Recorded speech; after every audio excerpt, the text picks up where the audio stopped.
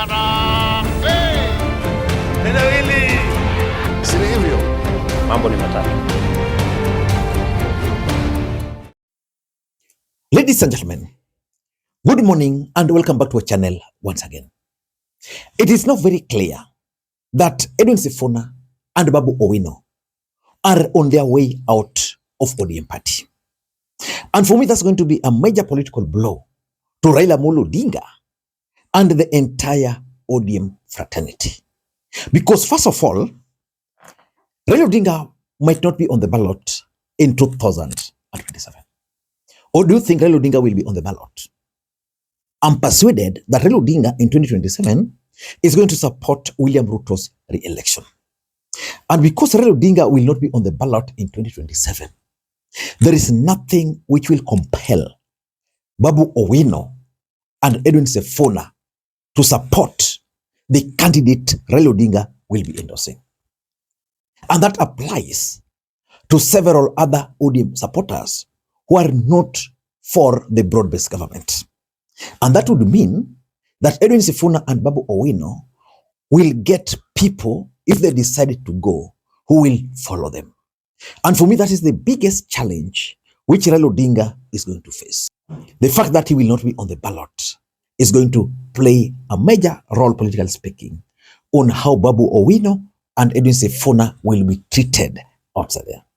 For example, if Raila Odinga were to be on the ballot, then it was going to be very difficult for someone like Babu Owino to oppose Raila Odinga. Right now, Babu can oppose Raila Odinga, and he can come and tell people Raila is not running. If Raila were running, it was going to be very difficult. The same applies to Edwin Sifuna. Nobody can force him to support Ruto because he has made it very clear that he will not be supporting Ruto. So the fact that Raila Odinga will not be on the ballot, in my view, is something which is going to work in favor of Babu Owino and Edwin Sifuna. Number two, there is kind of generational politics which is taking shape in the Republic of Kenya. And I suspect we might have a third force in the Kenyan political scene, because currently we have Gachagua and we have Ruto. The what do they call them themselves? The opposition led by Gachagua and Ruto. The young people, like I'm talking of Sifuna, I'm talking of Babu, I'm talking of Kaliba Misi, I'm talking of Wamboka, I'm talking of Ndindi Nyoro, I'm talking of Wamushomba. That's a very powerful team. That team are planning for the future. They are not aligned per se to Rigathi Gachagua, and they are also not aligned to William Ruto. What is their game plan? I can assure you, if this team were to decide that they are going to produce a presidential candidate in 2027, Raila, Ruto, ODM, Kalonzo, Rigathi will find it very, very difficult. And because of that need for generational change, this team is winning support across the country. In fact, I was talking to someone, a friend of mine who is close to one of the MPs in ODM party, and he was telling us that in Nairobi, there is the talk that Babu Owino, Sifuna have managed to bring on board some 3 more MPs on their side, and that they'll be running on one ticket. So which means they are going to form their own political party, and they are going to use their political party to defend those seats. He was telling Babu is going to be run for the governor, Sifuna is going to run for Senate, and that team will support them in Nairobi. So the fact that we have a kind of generational politics taking shape in the Republic of Kenya is going to work in favor of Babu Owino and Edwin Sifuna, especially as far as ODM politics is concerned. In ODM, we have that Raila Odinga succession politics. There's the old guards. Then there's the new politicians who do not want any other person to take over. Number 3, and this is the biggest headache for Raila Odinga, there is serious fallout within the party over the broad-based government. ODM party is actually divided. There are those who support the broad-based government Currently, they are the majority. And then there are those who are opposed to broad-based government. And because Raila Odinga, as the party leader, is supporting the broad-based government, as we speak, majority of ODM supporters are for broad-based government. But there's a substantial number who are opposed to it. Now, we are talking of Babu Owino and Edwin Sifuna falling out with Raila, falling out with Ruto, falling out with the broad-based government. And then we have people who are also not for this broad-based government. Where do you think they'll go? They'll definitely follow Babu Owino and Edwin Sifuna. And that is something which Raila Odinga must work on very seriously. Because assuming that if he will tell ODM supporters to go left, all of them will go left, things have changed. For me, things have changed. And if he's not careful, at the end of the day, if Babu Owino and Edwin Sifuna were to play their games the way they are playing, then definitely they'll live with serious support base. Number 4, there is also the post-Raila and post-Ruto succession politics within ODM party. Raila Odinga will not be running for the presidency in 2027. Then what next?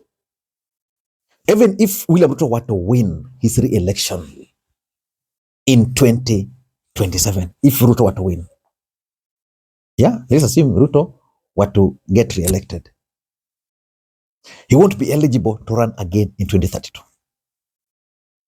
In 2032, Edwin Sifuna and Babu Owino will be at their prime time in politics.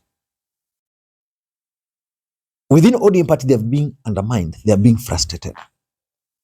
So for me, what they are trying to do is that they're trying to chart their own political path away from the shadows of Raila Odinga.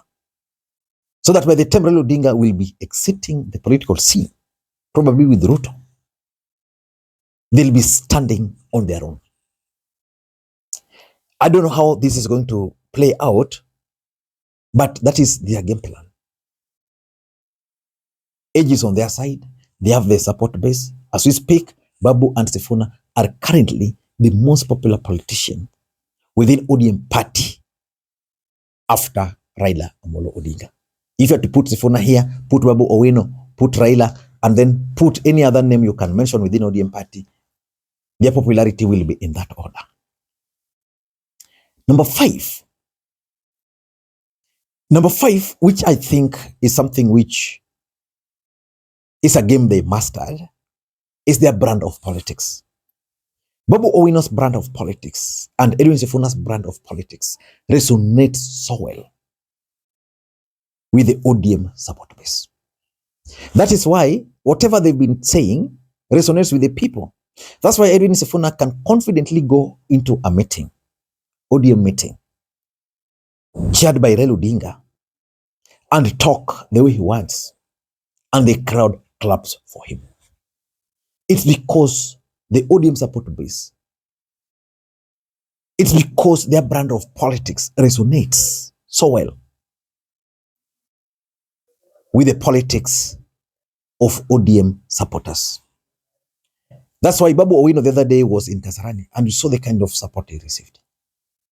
Sifuna attended the Kakamega ODM delegates conference meeting.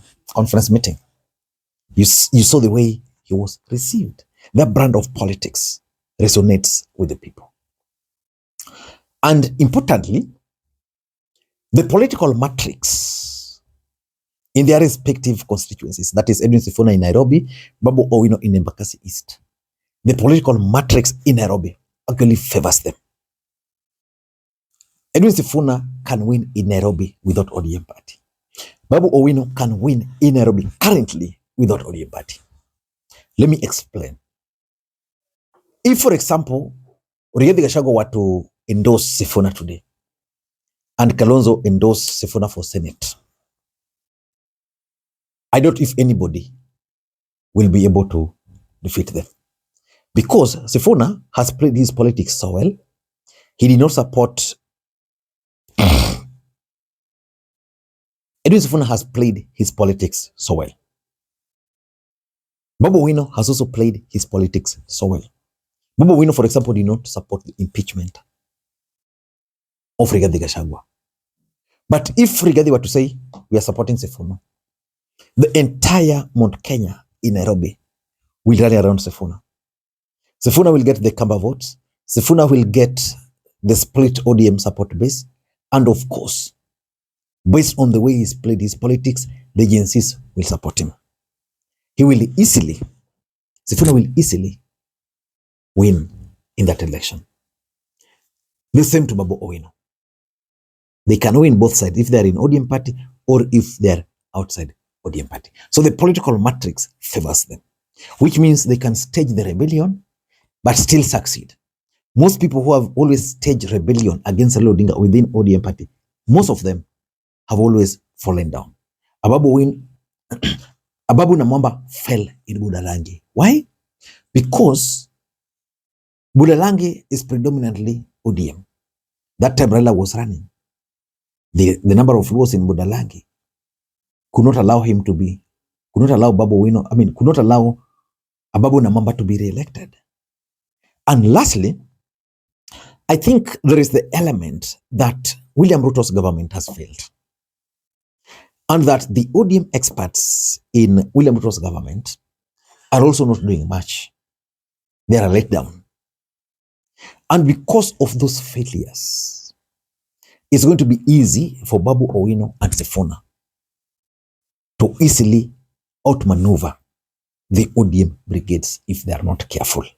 Ladies and gentlemen, I don't know what to think, but if you are to ask me, I strongly believe that Raila Odinga, if not careful, is going to lose Babu and Sifuna. And because politics is a perceptual game, the perception which is going to be created out there is that ODM party is turning into a low affair. I don't know what you think. Until next time, this is Lee Makwiny. Bye-bye.